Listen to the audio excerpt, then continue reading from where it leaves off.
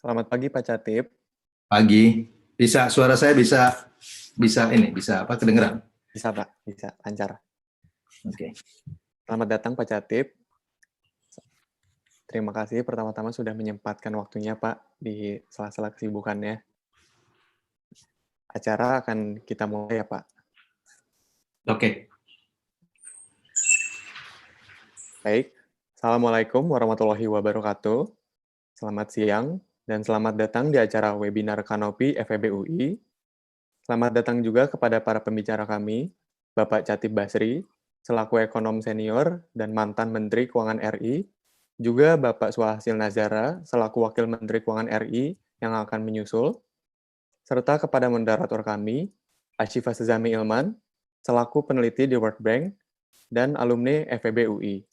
Selamat datang juga kami ucapkan kepada pimpinan fakultas, departemen, dan prodi ilmu ekonomi FEB UI. Pertama-tama, saya Abdul Ghani Kusuma, selaku Ketua Umum Kanopi FEB UI 2020, mengucapkan banyak terima kasih kepada semua pihak yang telah meluangkan waktunya untuk mengikuti webinar hari ini. Demi kelancaran acara, ada beberapa tata tertib yang perlu diperhatikan para peserta. Yang pertama, Peraturan Umum Webinar Kanopi 2020. Kesatu, peserta diharapkan tetap berada di dalam platform selama seminar berlangsung. Yang kedua, peserta yang telah masuk ke dalam platform tidak diperbolehkan keluar dan masuk platform kecuali jika mengalami gangguan jaringan. Yang ketiga, peserta diharapkan menjaga suasana agar tetap kondusif selama acara berjalan. Yang keempat, secara otomatis mikrofon peserta akan dinonaktifkan selama berada di dalam platform. Yang kelima, peserta wajib menonaktifkan kamera selama acara berlangsung. Yang keenam, dilarang keras untuk membuat kericuhan atau membuat suatu keadaan yang berpotensi menimbulkan kericuhan selama proses seminar berlangsung. Yang ketujuh, apabila peserta melanggar poin ke-6 dan ke-7, maka akan diberikan peringatan, dan apabila melakukan pelanggaran kembali, panitia berhak mengeluarkan peserta yang bersangkutan dari platform secara sepihak oleh pihak panitia. Lalu ada peraturan sesi tanya-jawab yang harus dipatuhi. Yang pertama, sesi tanya-jawab akan dilangsungkan pada akhir acara setelah kedua narasumber selesai memberikan presentasi. Yang kedua, peserta yang ingin mengajukan pertanyaan dapat mengakses link yang tertera dalam kolom chat. Lalu moderator hanya akan memilih pertanyaan yang diajukan di dalam website Slido. Yang ketiga, peserta yang ingin mengajukan pertanyaan wajib menuliskan kepada siapa pertanyaan tersebut ditujukan. Yang keempat, dilarang keras mengajukan pertanyaan yang bersifat memaki, mencaci, serta mengandung unsur sara. Baik, berikut telah dibacakannya peraturan pada webinar hari ini. Peserta dapat mengakses juga dalam surel yang telah kami kirim. Selanjutnya kita akan masuk ke inti acara.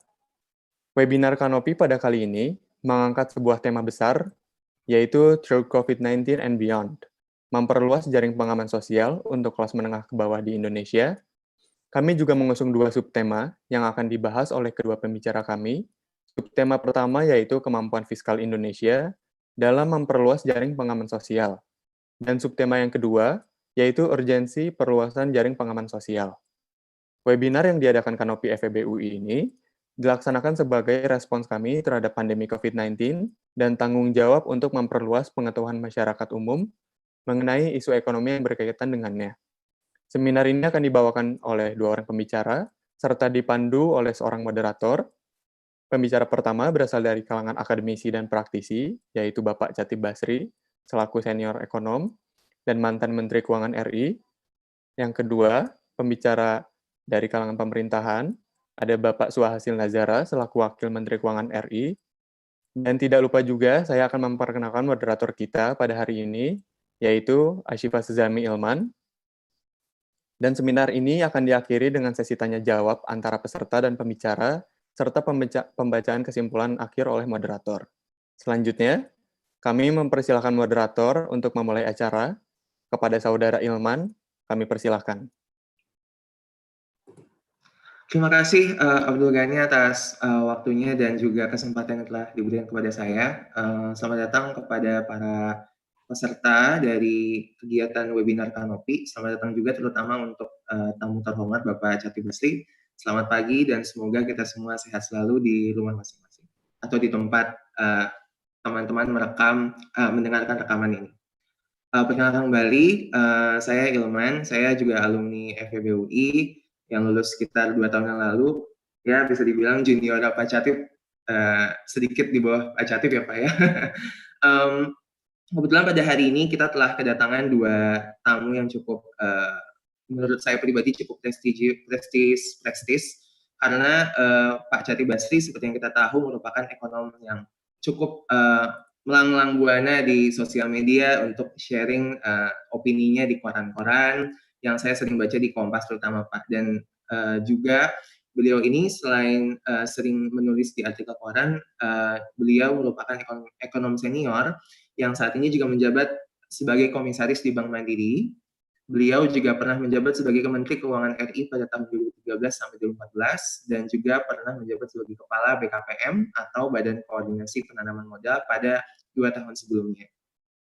Saat ini beliau juga mengajar di Departemen Ilmu Ekonomi FEB UI. Mungkin nanti Pak Catif bisa sharing sedikit sekarang ngajar apa, karena dulu waktu zaman saya kuliah beliau cakupannya di ekonomi internasional ya Pak ya. Dengan beliau kita akan membahas topik utama yaitu tentang jaringan pengaman sosial, tapi lebih fokusnya kepada urgensi perluasan jaringan pengaman sosial. Seperti yang kita tahu, pemerintah telah mengeluarkan berjilid-jilid stimulus perekonomian selama masa pandemi ini dengan total terakhir yang cukup fantastis sekitar 405,1 triliun rupiah. Dari angka ini, sebagian besarnya itu dialokasikan terutama untuk kebijakan jaringan pengaman sosial dan juga kebijakan di bidang kesehatan. Tujuannya apa sebenarnya? Tujuan utamanya adalah sebenarnya untuk pemerintah memastikan bahwa dampak dari pandemik ini kepada masyarakat menengah ke bawah itu dapat dikurangi dampak negatifnya dengan pemberian bantuan sosial. Bantuan sosial ini juga banyak jenisnya. Ada yang dari kartu prakerja, kartu sembako, dan juga insentif-insentif pemotongan subsidi bunga dan lain sebagainya. Nah, tapi pada kenyataannya setelah kita melalui berbulan-bulan pandemi COVID ini, sampai saat ini kan vaksin belum ditemukan. Lalu juga ada simpang siur atau juga ada wacana-wacana untuk mengakhiri pandemi ini, mengakhiri social distancing atau mengakhiri PSBB di beberapa daerah di Indonesia. Walaupun wacana ini masih digodok, tentunya yang lebih penting untuk dibahas adalah bagaimana kita melihat apa yang akan terjadi dengan program-program jaringan pengaman sosial di kedepannya, karena tentunya tidak semua orang dapat semudah itu untuk kembali ke pekerjaan lamanya. Dan tentunya akan ada proses di mana orang-orang yang dulu mungkin terkena PHK atau terdampak secara signifikan itu dapat membangun kembali perekonomiannya secara cepat, sehingga memang jaringan pengaman sosial mungkin masih dibutuhkan. Bersama dengan kita, Pak Catif mungkin akan membahas ini lebih dalam. Mungkin saya silakan kepada Pak Catif untuk sharing, Pak. Silakan, Pak. Makasih. Saya manggilnya siapa? Ilman, Pak. Ilman, oke. Terima kasih Ilman. Selamat pagi teman-teman semuanya. Suara saya bisa didengar ya? Saya mau gunakan slide. Saya mau tanya dulu Ilman, saya punya waktu berapa lama ini untuk presentasi? Kurang lebih 30 menit, Pak. Oke, 30 menit ya. Oke, kalau gitu saya ada slide yang saya bisa. Ini bisa kelihatan slide-nya ya? Bisa, Pak. Silakan di full screen ya. Ya, oke. Ini adalah slide yang saya persiapkan. Sebetulnya basisnya adalah dari pekerjaan kecil kita itu saya bersama Remahana, profesor dari Harvard Kennedy School, dengan Benjamin Olken, profesor dari MIT, yang kita publish di beberapa media, ya, karena concern kita mengenai middle class. Nanti saya akan jelaskan kenapa kita harus memberikan perhatian kepada middle class. Jadi bagi mereka yang lebih suka untuk membaca ketimbang mendengarkan saya, ini sebetulnya bahannya sudah ada di Jakarta Post, di Kompas 3 seri, dimulai dari Rema menulis, kemudian Ben menulis, kemudian saya menulis mengenai ini. Jadi more or less bahannya adalah itu. Saya lanjutkan. Nah, saya mulai dengan gambaran mengenai COVID-19 dan perekonomian Indonesia. Bagi mahasiswa yang mengambil kelas saya di Introduction Macroeconomics, kemarin saya tunjukkan mengenai series dari krisis ekonomi yang terjadi di dunia dan Indonesia sebagai bahan kuliah. Ya. Yang membuat COVID-19 itu berbeda dengan taper tantrum 2013, dengan global financial crisis 2008, dengan Asian financial crisis 1998, itu adalah mengenai channelnya, mengenai penyebabnya. COVID-19 itu adalah krisis kesehatan yang punya dampak pada ekonomi. Karena itu dia berbeda dengan global financial crisis atau taper tantrum. Taper tantrum itu penyebabnya adalah current account deficit. Penyelesaiannya itu sangat clear. Kalau current account deficit problem, itu karena excess demand, demand-nya lebih besar dari supply, Anda hanya punya 2 opsi. Anda tambah produksi kalau cukup waktu, atau Anda cut demand-nya. Ya, sesederhana itu. Makanya yang dilakukan pada waktu itu adalah memotong subsidi, ya, mengetatkan budget, menaikkan tingkat bunga, kemudian melepas exchange rate, yang dikenal sebagai expenditure reducing dan expenditure switching policy. 2008 itu sangat simple. Penyebabnya adalah subprime mortgage. Karena subprime mortgage kena, pasar keuangan kena, kita tahu, ini karena saya assume ini di FEUI, banyak mungkin mahasiswa saya yang ikut, jadi saya ngomong dengan menggunakan teori ya, supaya teman-teman mahasiswa bisa refer kepada apa yang dipelajari. Kalau pasar keuangan kena, itu yang terjadi adalah wealth effect. Kalau wealth effect kena, maka agregat demand-nya itu terkena. Jadi 2008 itu demand shock. Hal yang sama juga terjadi pada 1998. Sengaja saya berbicara agak panjang mengenai ini, karena kalau kita mengidentifikasi soalnya berbeda, maka solusinya juga berbeda. Kita tidak bisa datang dengan solusi yang sama. Nah, apa yang membedakan antara COVID-19 dengan yang tadi saya sebut? Yang membedakan adalah, ini adalah kombinasi dari demand shock dengan supply shock. Kenapa dia kombinasi dari demand shock dengan supply shock? Dia dimulai dari Wuhan. Cina itu adalah salah satu pusat jaringan produksi di Asia. Dia mengabsorb barang-barang dari seluruh negara di Asia. Jadi kalau Cina kena pandemi, dia menghentikan aktivitas produksinya, akibatnya dia menghentikan permintaan. Karena dia menghentikan permintaan, maka dia mengurangi ekspor Indonesia ke Cina dalam bentuk batu bara, kelapa sawit. Itu yang menjelaskan kenapa harga batu bara, kelapa sawit jatuh. Ya, karena yang kita ekspor adalah bahan baku dan bahan penolong. Di sisi lain, Cina adalah salah satu 20% dari supplier untuk global supply chain. Ya, karena dia berhenti menjalankan produksinya, maka dia tidak bisa mengekspor komponennya. Akibatnya produksi seluruh dunia itu terdampak. Sehingga global production itu juga mengalami penurunan. Jadi yang teman-teman mesti bayangkan di sini, kalau saya kembalikan kepada, karena ini seminar mahasiswa ya, itu adalah agregat demand-nya bergeser ke kiri, shift to the left. Pada saat yang sama, agregat supply-nya juga shift to the left. Jadi kombinasi dari demand shock dengan supply shock. Supply shock itu pernah terjadi di akhir 79 ketika harga minyak naik. Kalau agregat demand-nya geser ke kiri, shift to the left karena permintaan turun, agregat supply-nya juga shift to the left karena supply potensial growth-nya turun, Anda respons dengan mendorong agregat demand, yang terjadi adalah memang output naik tetapi inflasi akan terjadi. Karena itu penyelesaiannya tidak bisa dengan pump priming policy.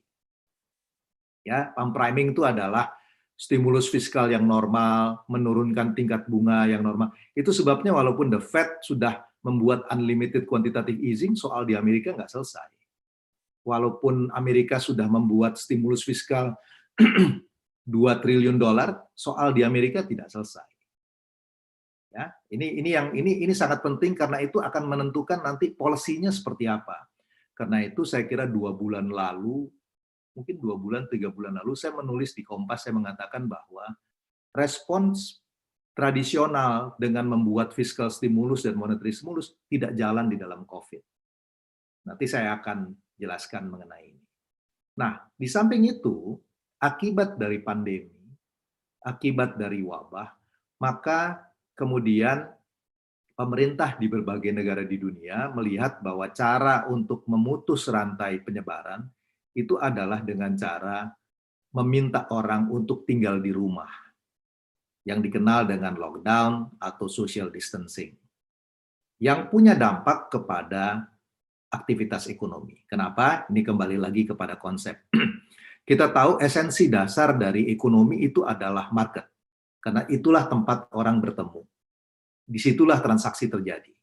By definition, ya, market itu is a place where two parties can gather to facilitate the exchange of goods and services, and the market may be physical or virtual. Jadi mudahnya itu aktivitas ekonomi itu terjadi karena orang bertemu, baik secara fisik maupun secara virtual. Ya, bertemu untuk mempertukarkan barang dan jasa. Itu adalah esensi market. Dengan social distancing atau lockdown, orang tidak boleh bertemu. Kalian bisa bayangkan, Anda bisa bayangkan akibatnya apa? Esensi dasar dari ekonomi tidak berjalan. Kecuali kalau kita lakukan seperti bentuknya virtual. Maka di dalam kondisi ini, itu aktivitas produksi dan konsumsi akan kena. Nah, kalau kita kemudian mengadres isu ini dengan yang saya sebut sebagai traditional pump priming, apa itu traditional pump priming? Fiskal digenjot, bikin proyek, kasih diskon untuk pesawat, kasih diskon untuk hotel, itu nggak akan menolong. Karena apa? Karena aktivitas ekonominya tidak ada. Kenapa aktivitas ekonominya tidak ada? Orang diminta untuk tinggal di rumah. Jadi nggak bisa dilakukan, mau bangun infrastruktur, kayak gaya New Deal Keynes di tahun 1930, itu nggak akan berjalan. Orang bagaimana bisa kerja kalau dia dilarang? Monetary policy, diturunkan tingkat bunga, turunkan GWM. Karena aktivitas ekonominya tidak ada demand for credit. Walaupun bunganya rendah, orang tidak akan minta kredit kepada perbankan. Karena aktivitas ekonominya tidak ada. Buat apa saya ekspansi kalau nggak ada yang minta? Akibatnya sekarang loan to deposit ratio itu turun malah. Jadi likuiditas itu ample. Ini sesuatu yang unprecedented. Sehingga jawaban kita terhadap policy itu harus berbeda dengan apa yang dilakukan di dalam periode sebelumnya. Kita nggak bisa copy-paste di dalam konteks ini. Kemudian, saya ingin menyampaikan di sini, ini kita masuk kepada mengapa saya bilang don't forget the middle class. Orang-orang di dalam 2008, 98, atau 2013 atau taper tantrum, itu kehilangan pekerjaan karena situasi ekonomi.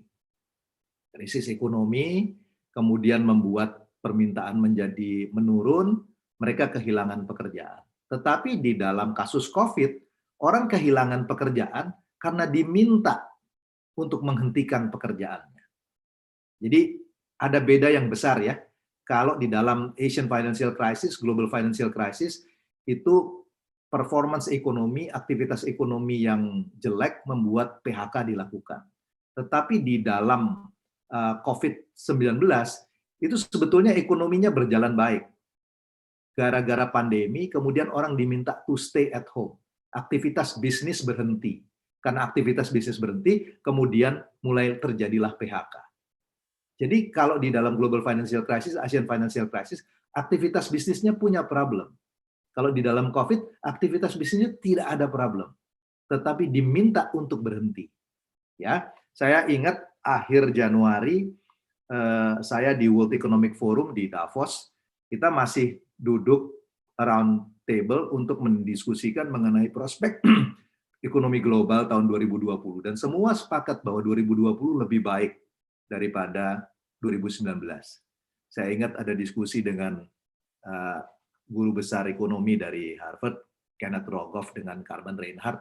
Dia masih mengingatkan saya, dia bilang, Dede, ini Amerika sudah mendekati full employment. Itu bukan tidak mungkin bahwa interest rate itu akan dinaikkan di Amerika karena full employment, karena tingkat penganggurannya sudah rendah. Sehingga mungkin emerging market harus prepare bahwa Amerika itu mulai menaikkan bunga, akan risiko capital outflow. Bayangkan, akhir Januari, Rogoff dan Reinhardt itu masih bicara mengenai kemungkinan menaikkan bunga di Amerika. Sekarang nggak akan ada orang yang bicara mengenai kenaikan bunga. Ya, semuanya itu bicara mengenai bahwa bunga harus diturunkan, loose monetary policy, bahkan quantitative easing. Jadi karena itu, ya, karena orang diminta untuk tinggal di rumah, dia harus diberikan kompensasi. Ini berbeda. Kalau dulu di dalam 2008, orang kehilangan pekerjaan dan macam-macam diberikan kompensasi. Sekarang itu orang diminta untuk tinggal di rumah. Karena dia diminta untuk tinggal di rumah, dia tidak bisa bekerja. Dia tidak bisa beraktivitas ekonomi. Maka dia harus diberikan kompensasi. You are paid to stay at home. You are being paid to stay at home.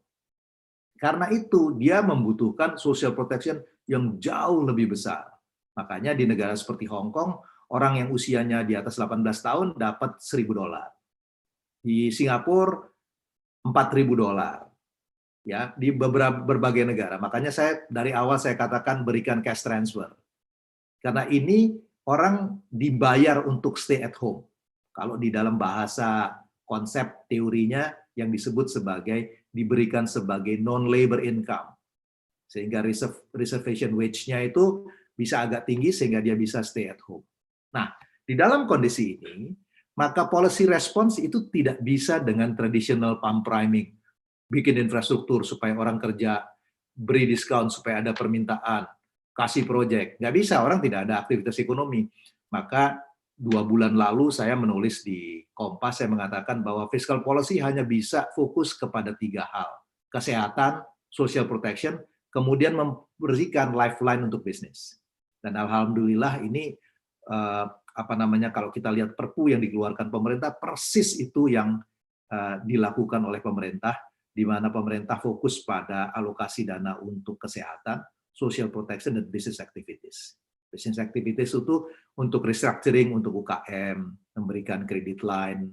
Ya, kenapa? Karena kalau misalnya bank lihat bahwa bisnis ini akan berhenti, dia akan menghentikan pinjaman. Kalau dia menghentikan pinjaman, bisnisnya mati betulan. Kalau bisnisnya mati betulan, akan terjadi massive unemployment. Nah, kemudian fiscal stimulus. Paul Krugman bahkan menyebutnya bukan fiscal stimulus, dia menyebutnya sebagai disaster relief. Ini non-natural, ya, non-alam. Di pemerintah bilang 5% dari GDP, tetapi kalau saya tidak salah kemarin Bu Sri Mulyani di dalam press conference, saya hanya lihat dari media, itu angkanya sudah naik. Saya sendiri nanti bisa tanya sama Pak Swa. Saya sendiri melihat bahwa memang ada room bahwa itu perlu dinaikkan. Karena apa? Karena kita ada hal-hal yang mesti di-cater. Salah satunya adalah lower middle income group. Pertanyaan berikutnya adalah financing. Saya melihat extra budgetary support itu diperlukan. Nanti kita akan bahas mengenai ini. Ya, ini introduction-nya sengaja saya bikin panjang supaya kita bisa punya pemahaman yang baik. Ini saya cepat aja. Social distancing, tadi saya katakan. Sekarang pasti aktivitas ekonominya kena. Persoalannya adalah, apakah ada trade-off antara kesehatan dengan ekonomi? Saya tidak melihat bahwa ini ada trade-off. Kalau ada yang merujuk kepada, bisa dilihat itu the role dari finance minister di Harvard itu ada program yang namanya Harvard Ministerial Leadership Program. Itu beberapa former finance minister diminta untuk berkumpul kemudian memberikan pandangan, ya, bisa dicari di YouTube-nya. Di situ saya menyampaikan ketika ditanya apakah bahwa ini ada trade-off, saya mengatakan bahwa tidak ada trade-off karena social protection itu adalah implikasi daripada social distancing. Jadi karena ada pandemi, untuk mengatasinya maka orang diminta stay at home, maka untuk mengkompensasi orang tinggal di rumah, dia harus diberikan social protection. Jadi ini persoalannya bukan trade-off antara kesehatan atau ekonomi dulu. Kalau Anda mau mengatasi kesehatan, maka ekonominya Anda harus cover. Ya, oke. Persoalannya adalah kita bisa lakukan ini dengan webinar, dengan apa namanya, dengan Zoom dan macam-macam. Tetapi masalahnya tidak semua aktivitas ekonomi itu bisa dilakukan secara online. User experience tidak bisa disubstitute dengan online. Anda nggak bisa pergi ke pantai secara online. Kalau bisa dilakukan itu hanya nonton YouTube. Anda nggak bisa tinggal di hotel secara online. Ya, user experience itu nggak bisa digantikan dengan online. Nah, tadi saya bilang people are asked to stay at home. Ya, oke. Sekarang saya cepat aja. Lihat implikasinya. Kita tahu bahwa GDP growth kita di kuartal 1 itu tumbuh 2,97. Nanti saya kira Pak Sua bisa bicara lebih detail mengenai ini. Perlu diingat bahwa COVID-19 baru secara official diakui ada di Indonesia itu awal Maret kalau saya nggak salah. Saya lupa tanggalnya. Dan penerapan dari social distancing, PSBB itu mungkin, saya nggak tahu, minggu pertama atau minggu kedua Maret. Jadi saya bisa mengasumsikan bahwa Januari, Februari ekonomi kita itu normal. Dan kalau normal itu angkanya di sekitar 5%. Satu quarter 3 bulan, Januari, Februari, Maret. Kalau dia rata-ratanya turun ke 2,97, berarti situasi Maret itu drag down performance Januari, Februari yang mestinya normal. Anda bisa bayangkan berarti 1 bulan di Maret, itu penurunan ekonominya berapa tajamnya. Sehingga rata-ratanya menjadi 2,97. Kan logikanya sederhana. Kalau tambahan variabel baru lebih rendah dari rata-rata yang sebelumnya, maka rata-ratanya jadi turun, gitu kan? Ya, kalau saya orang bodoh, IQ saya 60, IQ peserta webinar ini 100, saya ikut webinar, maka rata-rata IQ di peserta webinar turun. Kira-kira kan sesederhananya itu. Jadi, situasi ekonomi yang parah di bulan Maret, itu mengakibatkan rata-ratanya turun ke 2,97. Pola ini mungkin akan terjadi dengan April, Mei, Juni di second quarter. Karena itu kita bisa melihat bahwa kontraksinya akan terjadi. Lihat consumption. Yang masih bertahan itu adalah food and beverage. Masuk akal, karena orang pasti akan mempertahankan makanan dengan minumannya. Education, health, karena health didorong oleh kesehatan, konsumsinya naik, orang beli macam-macam peralatan kesehatan. Tetapi lihat yang lain. Equipment, apparel, semuanya bisa dilihat di dalam sini ya. Bentar ya, saya bisa pakai laser pointer sebentar, oke. Nah, ini bisa dilihat di sini, ya. Bagaimana itu mengalami penurunan. Semuanya sektoral juga bisa dilihat. Oke. Industrial Production Index drop, menunjukkan supply shock. Gross Industrial Production drop. Retail sales dia masih naik, tapi kemudian di sini mulai mengalami penurunan. Retail sales drop. Jadi itu yang saya bilang, kombinasi antara demand dengan supply-nya. Nah, yang menarik adalah, ini saya ambil dari majalah The Economist 2 minggu lalu. Kasus yang menarik antara lockdown dengan exceptionally relax. Sweden itu adalah negara yang menerapkan exceptionally relax. Denmark itu adalah negara yang menerapkan strict lockdown. Coba, yang menarik apa? Yang biru itu adalah spend more money, yang hitam adalah spend less money. Kalau Anda lihat antara pola Sweden yang relax dengan Denmark yang strict, ini di negara yang people-nya, orangnya well-informed. Apa yang terlihat? Kecenderungan orang untuk spend less money itu mirip. Jadi yang disimpulkan oleh majalah The Economist, walaupun dibuka, orang belum akan beraktivitas ekonomi. Malaysia dibuka sekarang untuk reopening, diminta untuk reopening, orang harus diyakinkan. Dan buat saya masuk akal. Kalau saya ketemu dengan orang walaupun dibuka, saya nggak yakin dia kena COVID atau nggak. Apalagi kalau orang muda, dia OTG. Saya khawatir. Diajak salaman, saya khawatir. Saya jaga jarak. Yang menarik di sini, fenomena di Indonesia tidak seperti ini. Ya, kita lihat di jalanan, di mana-mana, orang sudah penuh. Ini yang saya bukan epidemiologis, tapi saya nggak ngerti fenomena ini. Yang nanti mungkin kalau ada yang bisa menjelaskan. Tetapi yang saya mau bilang adalah, even membuka itu tidak mudah. Jadi kemungkinan untuk V-shape itu tidak selalu gampang. V-shape itu jadi ekonominya turun kemudian naik. Karena reopening itu membutuhkan waktu, apalagi kalau produksinya sudah kena. Orang sudah keburu berhenti, kemudian harus rehire, maka kemungkinan itu bahwa pemulihan ekonominya akan berbentuk sebagai U-shape. Ya, kita akan lihat nanti. Oke, saya masuk. Nah, sekarang dari kondisi seperti itu ada implikasinya. Tadi saya katakan bahwa social protection harus diberikan kepada mereka yang diminta stay at home. Masalahnya ya, di dalam perlindungan sosial kita dan banyak negara di dunia, saya nggak menyalahkan Indonesia, ya. Ini juga pada waktu saya Menteri Keuangan, pola dari perlindungan sosialnya sama. Dan memang kita nggak terpikir mengenai pandemi. Sebetulnya selalu di dalam tiap tahun itu diingatkan mengenai natural disaster, tapi orang itu myopic ya, short-sighted, karena ini terjadi 100 tahun sekali, orang menganggap probabilitasnya kecil, begitu terjadi betul, nggak ada satu negara di dunia yang siap. Semua perlindungan sosial yang ada itu diberikan kepada kelompok miskin. Apakah itu PKH, apakah itu BLT, apakah itu staple food atau sembako, you name it. Anda bisa sebutkan itu, ya.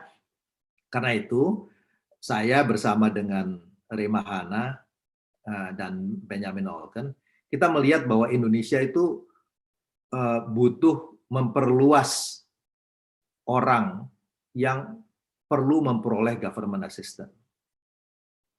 Ya, persoalannya adalah bagaimana mengidentifikasinya. Karena apa? Karena program social protection yang ada selama ini itu fokusnya adalah kepada kelompok miskin, dan memang di berbagai negara di dunia fokusnya ke sana. Harus dibilang protect the poor, jangan kelas menengah atau yang kaya. Tetapi ini orang diminta untuk tinggal di rumah.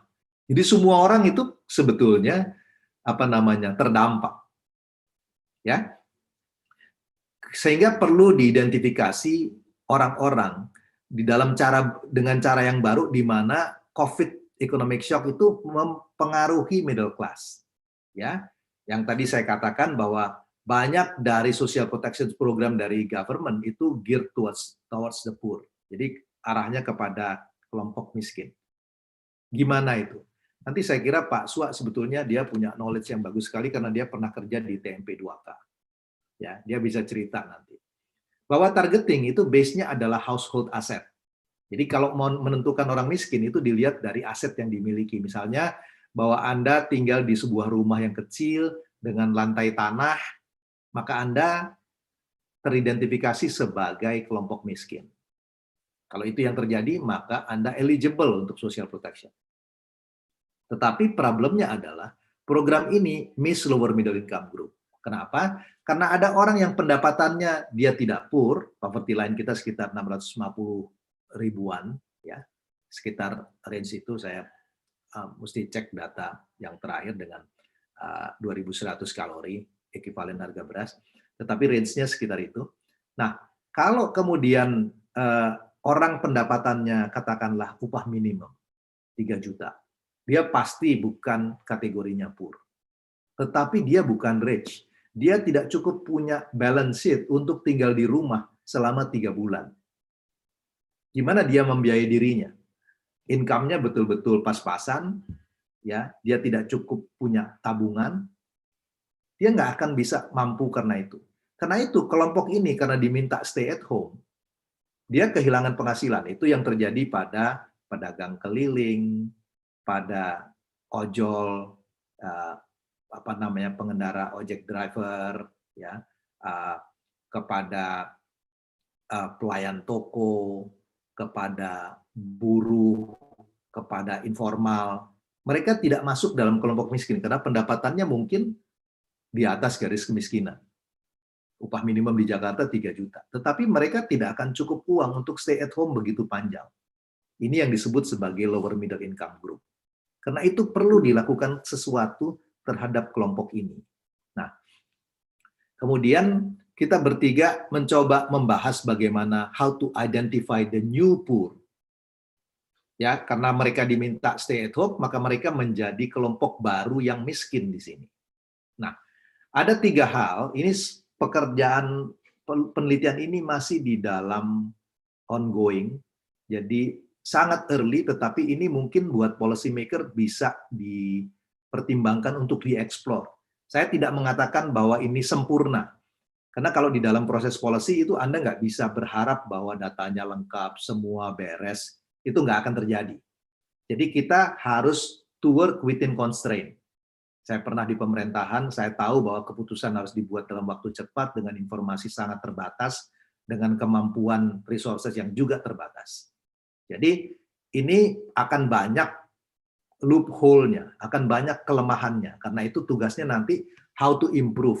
Tetapi yang bisa dilakukan adalah mengidentifikasi apa yang kira-kira bisa dilakukan untuk supaya tahu yang disebut sebagai the new poor atau the lower middle income group. Karena datanya kita nggak punya. Nah, yang pertama yang kita propose adalah menggunakan kartu prakerja. Saya tahu ini adalah program yang dikritik habis-habisan.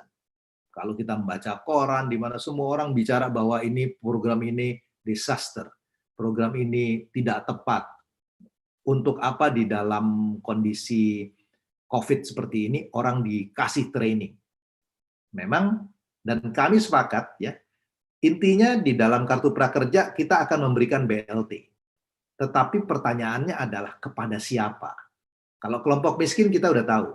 Sehingga kita menggunakan konsep kartu prakerja bukan sebagai program social protection-nya, tetapi sebagai alat untuk seleksi menentukan siapa yang dapat. Kenapa begitu? Ini saya cerita mengenai behavior dari orang. Kartu prakerja itu dikritik habis-habisan karena dianggap programnya tidak berguna, macam-macam. Saya nggak mau komen mengenai itu. Tetapi yang saya ingin katakan, kalau betul dia tidak berguna dan macam-macam seperti kritiknya, maka orang tidak akan ikut, kan? Kecuali dia desperate. Kecuali dia nggak punya pilihan lain. Kenapa dia nggak punya pilihan lain? Dia nggak punya uang. Jadi walaupun itu nggak berguna, ada program apa sih? Misalnya online untuk mancing, online untuk bikin, saya nonton di YouTube anggota DPR bilang untuk bikin pempek atau apa gitu, yang jadi bahan tertawaan orang, untuk bikin jadi ojek driver gitu, ya, dianggap bahwa itu nggak ada gunanya, nggak apa-apa. Tetapi mereka yang desperate, yang butuh uang, walaupun nggak berguna dia akan lakukan, karena yang penting buat dia bukan trainingnya, yang penting buat dia adalah uangnya yang 600.000 itu. Jadi dia selesaikan trainingnya. Tetapi mereka yang punya uang akan bisa bilang, ini nggak ada gunanya buat saya, dia akan drop out. Jadi yang terjadi adalah online training itu adalah proses seleksi untuk melihat yang kalau dalam ekonomi disebut sebagai revealed preference. Seberapa desperate Anda, sehingga Anda mau melakukan sesuatu yang mungkin costly buat Anda. Jadi kalau zamannya BLT dulu, itu antriannya bisa panjang. Ya, antriannya bisa panjang, berjam-jam baru bisa dapat. Untuk dapat 150.000 perak pada waktu itu. Kalau orang yang dari kelas menengah atas, dia nggak akan spend waktu 5 jam untuk dapat 150.000 perak. Dia akan keluar dari situ. Yang stay adalah mereka yang betul-betul butuh. Nah, sama dengan konsep dari kartu prakerja. Setelah mereka itu stay, kita tahu itu mereka yang desperate. Dia nggak punya, walaupun dianggap mungkin nggak berguna, ya udahlah. Yang penting gue dapat duit, gitu kira-kira. Dia lakukan juga. Apakah ini akurat? Belum tentu. Tetapi paling tidak ini bisa digunakan sebagai signaling. Dari situ, kalau kita udah tahu orangnya, itulah yang bisa ditargetkan untuk diberikan BLT. Jadi nanti bisa ada additional tambahan. Tapi identifikasinya melalui kartu prakerja. Jadi konsepnya adalah jangan targeting the poor, jangan target the poor, but let the poor show themselves. Caranya dengan menunjukkan revealed preference-nya. Ya. Kemudian yang kemungkinan yang kedua, ini nanti mesti dieksplor, ada banyak variabel yang belum lengkap. Yang kemungkinan yang kedua adalah, kalau berdasarkan data Susenas, 90% dari penduduk Indonesia itu punya handphone. Menarik sekali, saya waktu lihat datanya, 90% menurut Susenas itu punya handphone. Nah, kalau orang punya handphone, tentunya dia harus punya SIM card. Kalau dia punya SIM card, dia harus daftar registrasi, cantumkan NIK segala macam. Akurat nggak? Nggak. Mungkin itunya dia bohong, dia pakai punya siapa segala macam, nggak apa-apa. Ya, kita nggak bicara mengenai 100%, tetapi kita bicara mengenai sebagian besar, the law of large number. Itu satu. Datanya ada di mana? Perusahaan telco itu punya datanya, tetapi karena privacy dia nggak bisa tahu nama dengan addressnya. Itu adanya di Kementerian Dalam Negeri. Kalau mereka kerjasama, itu dari data NIK di Dukcapilnya, mereka bisa punya by name, by address. Itu nanti bisa di clean up datanya, bisa dibersihkan. Ya, bisa dibersihkan. Misalnya gini, ada satu orang yang handphonenya 2, gitu. Kalau nggak salah itu maksimum 1 NIK 3 handphonenya. Dia di handphone yang satu aktif, yang lain enggak. Nah, yang di lain enggak, karena pulsanya kecil, dia dianggap miskin. Kan kita bisa bikin program di mana untuk satu NIK yang sama, dicari yang pulsanya paling tinggi, yang bawah dibuang. Bisa dilakukan berbagai cleansing, untuk data cleansing, ya, untuk pembersihan data. Kemudian bisa dicari juga informasi yang lain untuk itu. Nah, dari perusahaan telco bisa diminta untuk melakukan socio-economic situation. Karena dia tahu itu aktivitasnya orang itu beli pulsa seberapa jauh, dia bergeraknya kira-kira kemana, apa yang bisa dilakukan dan macam-macam. Sempurna nggak ini? Nggak. Ini butuh data tambahan. Tetapi ini bisa dijadikan sebagai entry point, preliminary untuk improvement di dalam sistem.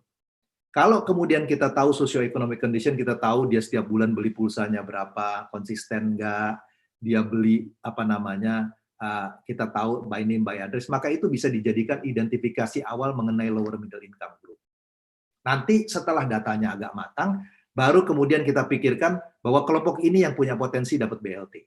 Bahkan kalau ke depan, ini tentu harus bicara sama Bank Indonesia, dengan aturannya Bank Indonesia. Bahkan kalau nanti mau kasih di dalam BLT-nya, bisa diberikan di dalam bentuk pulsa. Karena nanti kalau dengan dibolehkan oleh Bank Indonesia, pulsanya bisa di cash out di Indomaret atau apa, atau berikan dalam e-wallet. Ya, saya kasih contoh, skop yang kecil adalah link aja. Kalau link aja, Anda bisa cash out sebenarnya. Nanti bisa ditentukan, hanya boleh beli makanan aja. Ini bisa langsung nggak? Ini harus dieksplor. Jadi yang kami berikan adalah memberikan entry point, coba explore kemungkinan ini. Setelah itu kerjasama dengan Ministry Social Welfare untuk BLT-nya.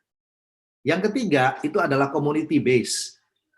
Jadi di RT apa segala macam, itu dia tahu sebetulnya siapa di kelompok itu yang pantas untuk dapat social protection. Tapi di dalam banyak kasus, orang datang ke ketua RT-nya. Dia minta semua uangnya. Karena dia bilang tetangganya dapat, nggak apa-apa. Karena memang kalau di dalam social protection ini, Anda prorata juga nggak apa-apa. Idenya itu semacam universal basic income kok. Jadi kalau ada yang bilang, ini dia kok dapat, saya nggak, Anda bagi rata aja, nggak apa-apa juga. Karena memang semua orang terdampak di sini. Kita nggak bicara hanya yang poor, kita juga bicara lower middle income. Jadi kesalahan-kesalahan di dalam hidup itu bisa digunakan sebetulnya. Itu yang kita coba sampaikan. Nah, sekarang pertanyaannya adalah, jumlahnya berapa? Kita belum melakukan risetnya secara mendalam, tetapi saya ingat bahwa World Bank itu membuat sebuah studi mengenai middle class di Indonesia. Dia mengkategorikan termasuk salah satunya adalah yang disebut sebagai aspiring middle class, atau orang yang ingin menjadi middle class. Orang yang ingin jadi middle class tapi nggak cukup kaya, nggak cukup punya uang. Jumlahnya itu ada 115 juta. Ya, 115 juta. Kalau 115 juta, satu keluarga itu 4 orang. Bapak, Ibu, 2 anak. Berarti kan kalau dibagi 4 mungkin 30 juta rumah tangga. Ya, kalau kemudian kita berikan social protection, gunakan misalnya Jakarta deh, Jakarta paling tinggi, upah minimum 3 juta. Jangan berikan social protection sesuai dengan upah minimum. Karena kalau Anda memberikan social protection sesuai upah minimum, orang nggak kerja. Orang berhenti kerja, tinggal di rumah. Jadi dia harus di bawah itu. Biasanya itu bisa mungkin sekitar sepertiga. Jadi dia pokoknya untuk subsisten aja, cukup untuk hidup, nggak membuat dia kaya gitu. Jadi kalau sepertiga 1 juta, dikalikan dengan 30 juta rumah tangga, 1 bulan itu butuh 30 triliun. Nah, pemerintah mau kasih berapa lama? Tergantung dari kira-kira lockdown periodnya berapa lama? 3 bulan, 4 bulan? Saya bukan epidemiologis, saya nggak punya knowledge mengenai itu. Kalau 3 bulan berarti dibutuhkan sekitar 90 T. Atau sekitar 0,75, nggak nyampe. 90 dibagi 16.000. Jadi kalau 160 itu 1%. Kurang dari 1%, jelas ya, nggak nyampe 0,75, 0,6 mungkin. Atau 4 bulan, 120 triliun, 0,75%. Jadi saya melihat bahwa memang kelas menengah jaminan ini harus diperluas. Persoalannya adalah financing-nya gimana. Nah ini sebetulnya saya mengharapkan nanti Pak Suak yang bisa bicara mengenai ini. Saya punya beberapa kemungkinan, tetapi karena ini lebih baik nanti dari Kementerian Keuangan bicara, kalau toh ruangnya ada, bagaimana caranya. Kalau saya melihat bahwa ruangnya ada untuk dilakukan ini. Oke, Ilman, saya kira saya berhenti di sini. Terima kasih. Terima kasih banyak Pak Cati Basri, merupakan suatu sesi yang cukup insightful karena memang Pak Catip ini tidak hanya menjawab bagaimana jaring pengaman sosial ini berperan, namun juga sebenarnya beliau juga sekaligus menjawab bagaimana sentimen atau perspektif orang terhadap program-program yang telah ada saat ini gitu. Kayak tadi prakerja, orang mungkin memandangnya negatif, tapi sebenarnya ternyata itu menjadi tools gitu. Nah, yang menjadi concern selanjutnya adalah bagaimana sebenarnya kita ini sesuai yang tadi Pak Catip sampaikan perlu mengidentifikasi new poor atau orang-orang miskin baru, dan memang ada penggolongan misalnya dari aspiring middle class yang tadi disebutkan, dan terlebih sebenarnya setelah mengetahui itu semua, bagaimana sih kita membiayai program-program yang telah ada dan yang mungkin akan dicanangkan di beberapa kuartal atau kuartal berikutnya.